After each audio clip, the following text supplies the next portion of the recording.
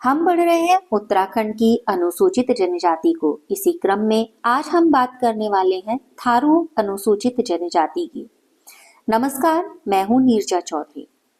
थारू मुख्य रूप से उधम सिंह नगर जिले के खटीमा, सितारगंज, नानकमत्ता और किच्छा क्षेत्र में निवास करते हैं। अगर उत्तराखंड की दृष्टि से कहें तो थारू सबसे बड़ी अनुसूचित जनजाति है जो उत्तराखंड में निवास करती है।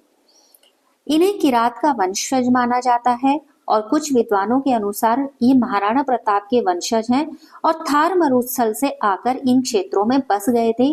थार मरुस्थल से आने के कारण ही इन्हें थारू कहा जाता है।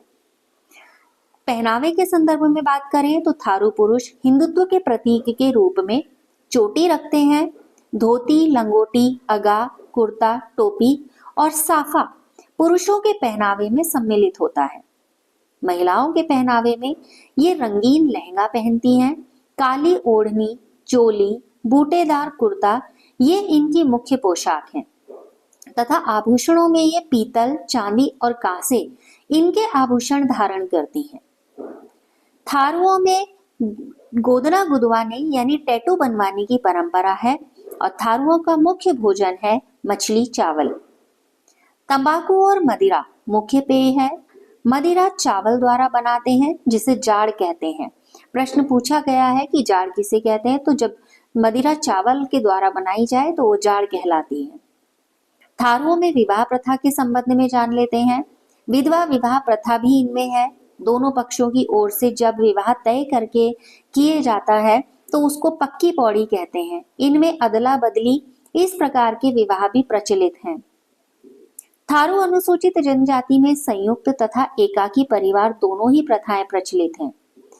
थारू समाज में महिलाओं को पुरुषों की अपेक्षा उच्च स्थान दिया गया है, यानी कि समाज मात्र सत्तात्मक होता है।